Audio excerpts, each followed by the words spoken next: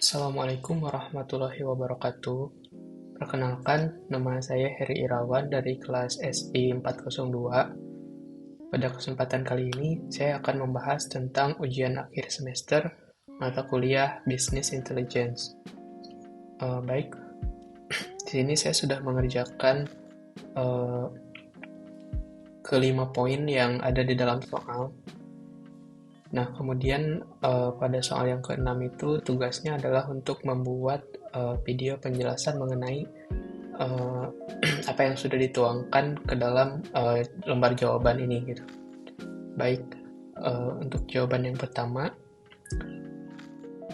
yang ditanyakan itu adalah apa yang dimaksud dengan business intelligence gitu, dan juga contoh aplikasi dari aplikasi business intelligence itu sendiri. Nah, di sini saya akan membawakan dari tiga tokoh yang berbeda. Yang pertama itu menurut Brennan,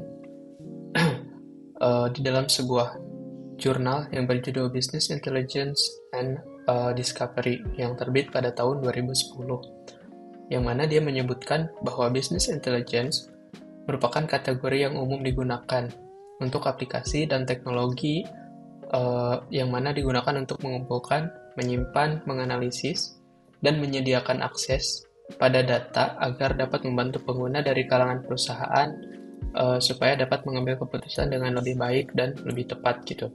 Nah, kemudian yang kedua itu dari jurnal Manajemen volume 15 yang terbit pada tahun 2010. Pencetusnya itu Ipana Kursan dan Mirela Mihik menyatakan bahwa istilah business intelligence merujuk pada variasi solusi perangkat lunak termasuk teknologi-teknologi ataupun metodologi-metodologi yang dibutuhkan untuk mendapatkan informasi yang tepat guna mampu memutuskan atau guna mampu membuat keputusan bisnis dengan tujuan utama yaitu meningkatkan keseluruhan performa bisnis pada pasar.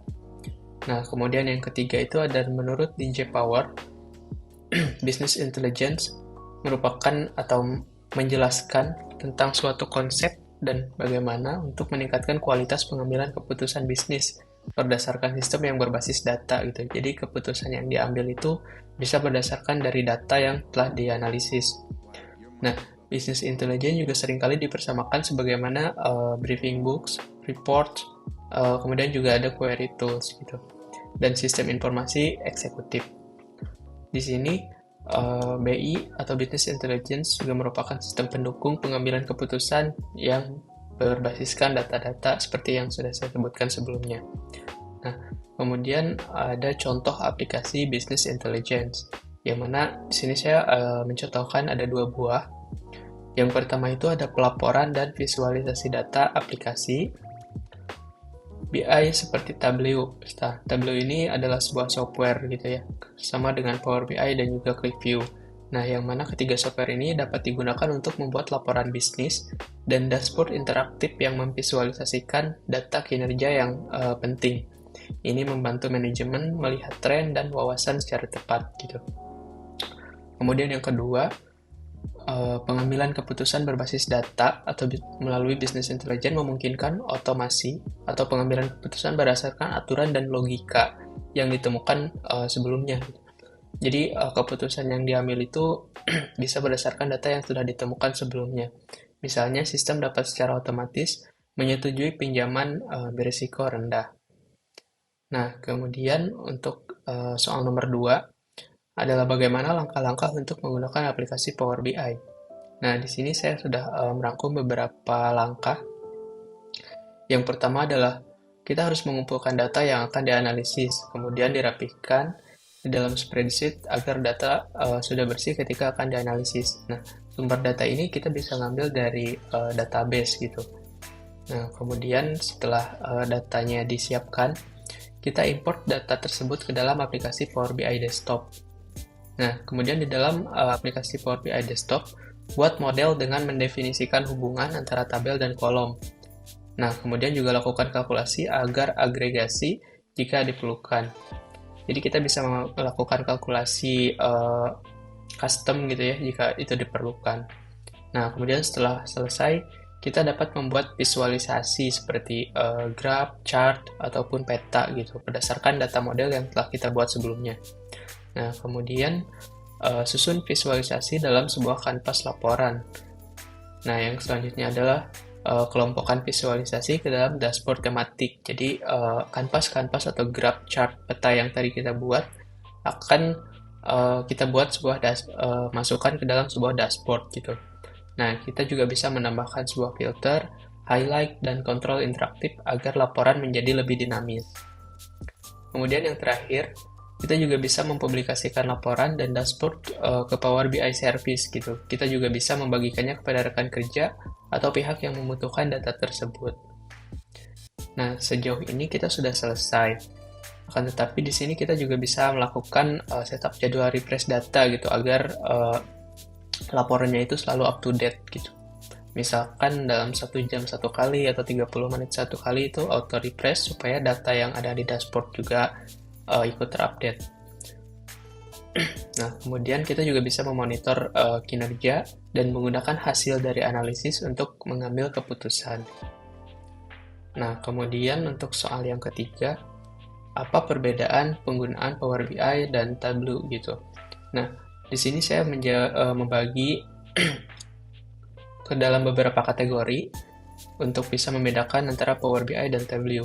Nah, di sini ada kategori pertama itu pendekatan secara analitis, yang mana Power BI lebih fokus pada self-service. Nah, business intelligence dan pembuatan laporan dashboard yang interaktif. Sedangkan Tableau, dia lebih fokus pada advanced analytics seperti forecasting dan predictive modeling. Nah, kemudian dari segi integrasi data, Power BI lebih mudah untuk menghubungkan berbagai sumber data, terutama Microsoft seperti Excel, SQL Server, dan lain-lain. Sedangkan pada Tableau, integrasi datanya itu lebih fleksibel dan menghubungkan beragam platform database. Baik, selanjutnya adalah dari segi visualisasi. Power BI, visualisasinya lebih simple, tapi cukup untuk kebutuhan reporting saja. Nah, yang mana Tableau ini memiliki lebih banyak pilihan jenis visualisasi dan kustomisasi gitu. Kemudian untuk pemodelan data, di sini yang pertama Power BI memiliki interface pemodelan data yang terpisah dan lebih powerful, tapi sedikit lebih rumit. Sedangkan untuk pemodelan data pada Tableau lebih intuitif dengan drag and drop field gitu. Kemudian untuk penyebaran laporan atau membagikan hasil laporan yang sudah dibuat, di mana Power BI lebih mudah dibagikan ke pengguna melalui web dan juga mobile apps. Nah, kemudian selanjutnya untuk Tableau itu publikasi laporan membutuhkan server, yang mana server itu harus bayar gitu atau berbayar. Nah, kemudian dari segi harga, Power BI lebih murah karena model berlangganannya itu per user, sedangkan Tableau biasanya melibatkan biaya lisensi server yang lebih mahal. Kemudian dari segi skalabilitas, Power BI lebih mudah untuk dilakukan diskalakan karena dia berbasis cloud-based, sedangkan Tableau atau on-premise deployment memerlukan investasi yang infrastruktur gitu. Secara garis besar, Power BI lebih superior untuk self-service, business intelligence, dan sharing laporan bisnis. Sedangkan Tableau di sini lebih powerful untuk advanced analytics, yang mana pemilihan ini juga tergantung kebutuhan dan anggaran dari organisasi yang akan menggunakannya. Nah, kemudian ada nomor 4. Pertanyaannya adalah apakah penting penggunaan business intelligence ini pada sebuah perusahaan dan apa urgensinya gitu. Di sini menurut saya business intelligence sangat penting digunakan oleh sebuah perusahaan.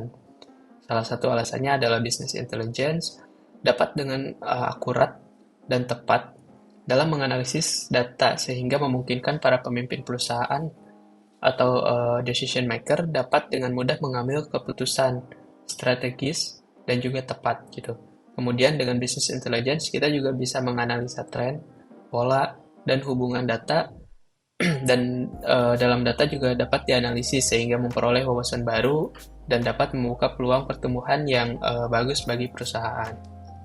Kemudian juga tidak hanya itu, business intelligence juga dapat meningkatkan efisiensi operasional dengan digunakan untuk membantu mengidentifikasi area yang dapat menghambat efisiensi sehingga proses bisnis dapat dioptimalkan. Kemudian juga dengan tantangan persaingan bisnis saat ini, urgensi implementasi business intelligence itu semakin meningkat. Nah, yang mana agar data dapat dimanfaatkan secara maksimal demi keunggulan kompetitif dari perusahaan tersebut. Kemudian yang terakhir, atau nomor 5, bagaimana langkah-langkah menggunakan aplikasi Tableau gitu. Nah, di sini yang pertama sama seperti pada penggunaannya Power BI, kita mengumpulkan data yang akan dianalisis, kemudian dirapihkan di dalam spreadsheet agar data sudah bersih dan ketika akan dianalisis. Yang mana yang kedua, kemudian buka aplikasi Tableau-nya dan koneksikan ke dalam source.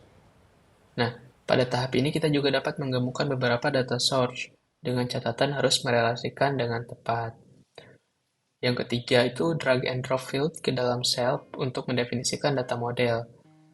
Kemudian melakukan kalkulasi dan agregasi jika diperlukan di dalam model. Kemudian juga ada drag field dari data model ke row cell dan column cell untuk membuat basis visualisasi. Nah, setelah itu kita dapat memilih jenis grafik yang paling sesuai untuk digunakan sebagai analisis gitu. Selanjutnya, kita bisa memodifikasi tampilan visualisasinya dengan pewarnaan, ukuran, dan juga yang lainnya. Setelah itu kita bisa mengelompokkan visualisasi ke dalam sebuah dashboard atau worksheet sehingga berdasarkan sebuah topik yang dianalisis. Kita juga bisa menambahkan filter dan highlight untuk interaktivitas dashboard. Nah, kita juga bisa memilih visualisasi dashboard yang akan dibagikan kepada user gitu.